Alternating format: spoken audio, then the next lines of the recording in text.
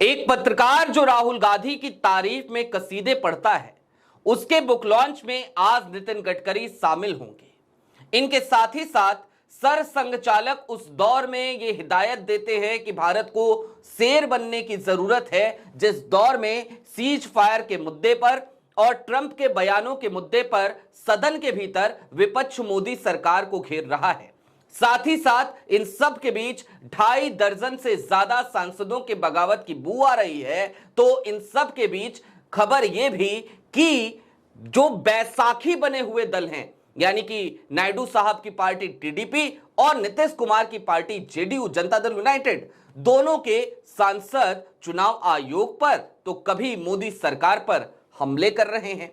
ये चीजें किस दिशा में जा रही हैं? धनखड़ के इस्तीफे के बाद जो आशंकाएं पनपी हैं, उन आशंकाओं के बीच नितिन गडकरी का एक बयान यह भी कि सरकार निकम्मी होती है, विषकन्या होती है, अच्छा दिन होता है तो सब आपके साथ रहते हैं, बुरे दिनों में कोई साथ नहीं आता। ये तमाम बयान किस तरफ जाएंगे?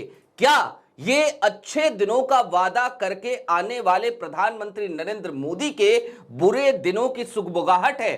क्या आज की तारीख में अब स्थितियां वो हो चली हैं जहां पर वरिष्ठ नेताओं की आशंकाओं की वजह से प्रधानमंत्री नरेंद्र मोदी को घर बैठना पड़ेगा, या फिर कि मार्गदर्शक मंडल में उनकी तस्वीर जो पहले से अंकित है वो वहीं पर टंगी की टंगी रह जाएगी? लगता तो ऐसा ही है। इन तमाम खबरों के पीछे क्या है? नितिन गडकरी आखिरकार आज की तारीख में जब 6:30 बजेंगे आपकी घड़ी में तो कहां पर होंगे? सारी बातें जरा विस्तार से करने की जरूरत है। नमस्कार, मैं स्वप्निल, आप मुद्दा देख रहे हैं। दोस्तों, आगे बढ़े उससे पहले एक छोटी सी अपील है। यह हमारा नया चैनल है, क्योंकि पुराना चैनल मुद्दा इसी नाम से था, जिसे हमने 2.5 साल की मेहनत से तैयार किया था। एक बड़ा परिवार जोड़ा था, एक बड़ा सब्सक्राइबर बेस जोड़ा था, वो चैनल हमसे छिन गया। साथ ही साथ हमारे मेन बैंक अकाउंट्स तकरीबन कई महीनों से भी फ्रिज चल रहे हैं। ऐसे में आपसे अपील है कि मुद्दा एक संस्थान है, संस्थान को चलाने के लिए संसाधनों की जरूरत होती है।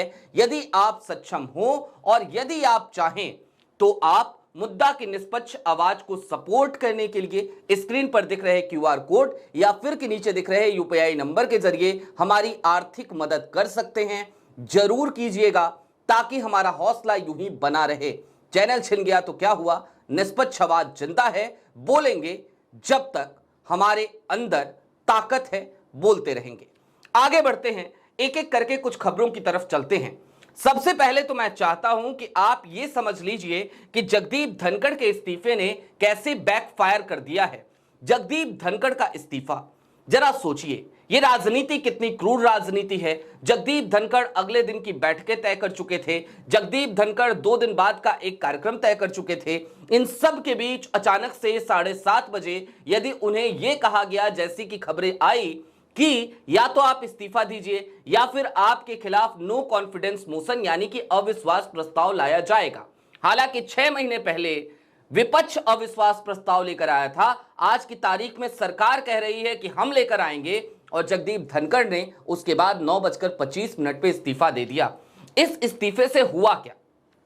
इस इस्तीफे से दरअसल एक बात बहुत अच्छे से कई लोगों को समझ में आ गई। ये वो लोग थे जो लगातार सरकार के साथ, मोदी जी के साथ खड़े थे।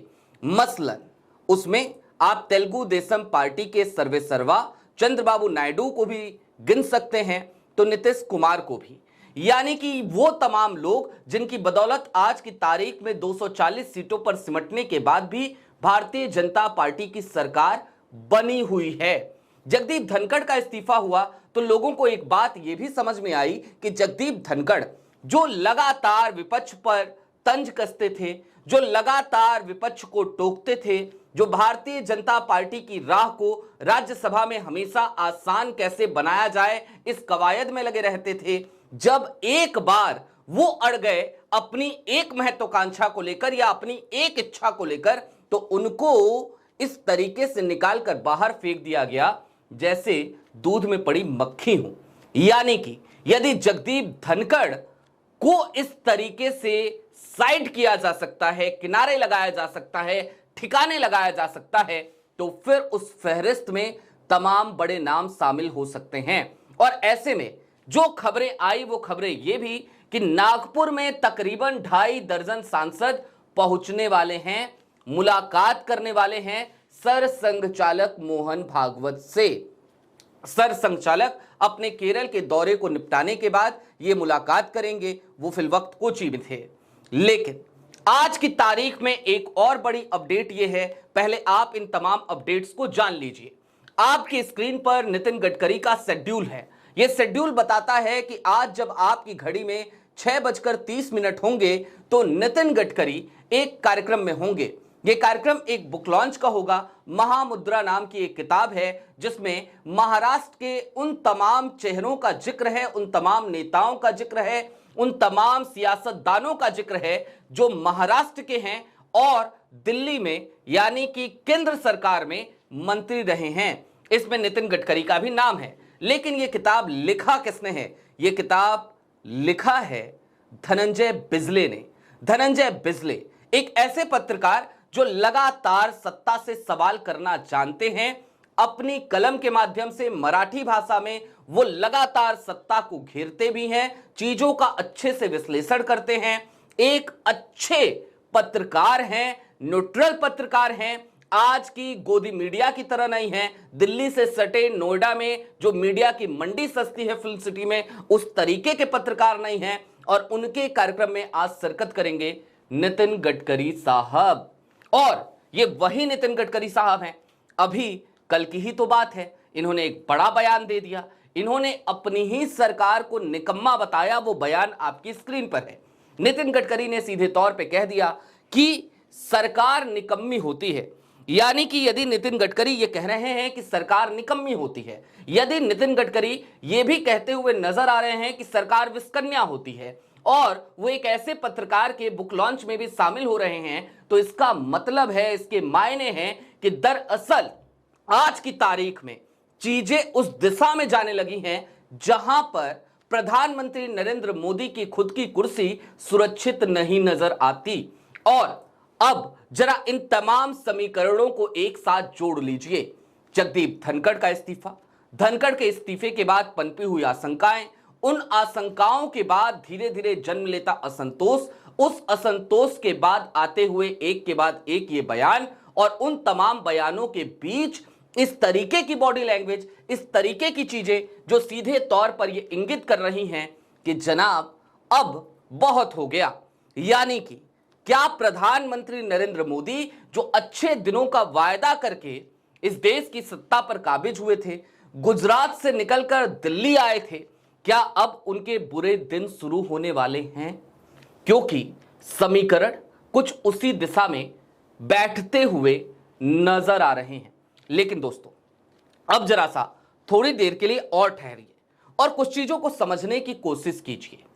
प्रधानमंत्री नरेंद्र मोदी की भारतीय जनता पार्टी आज की तारीख में अगर 240 सीटों पर नहीं सिमटी होती तो शायद उनके लिए कोई बहुत बड़ी समस्या नहीं होती इस तरीके की बगावतों से निपटना। लेकिन प्रधानमंत्री नरेंद्र मोदी 240 सीटों पर सिमट गए। तमाम ब्रांडिंग के बाद, तमाम प्रचार प्रसार के बाद, पानी की तरह पैसा बहाने के बाद, और जब 240 सीटों पर सिमटे तो जाहिर सी बात है बैसाखियों की जरूरत पड़ी। बैसाखियां यानी कि तेलुगु देशम पार्टी, जनता दल यूनाइटेड, चिराग पासवान, ये तमाम लोग बैसाखी ही हैं। और आज की तारीख में ये तमाम बैसाखियां आशंकित हैं, आतंकित हैं जगदीप धनखड़ का हश्र देखने के बाद। साथ ही साथ बार बार जब मैं 2.5 दर्जन सांसदों की बात कर रहा हूं जिसका जिक्र एक पत्रकार ने किया और सियासी गलियारे में ये चर्चा खूब सरेआम चल रही है। दैनिक भास्कर के पॉलिटिकल एडिटर हैं केपी मलिक साहब, उन्होंने एक दूसरे यूट्यूब चैनल से बात करते समय इस पर बड़े विस्तार से अपनी बात रखी है।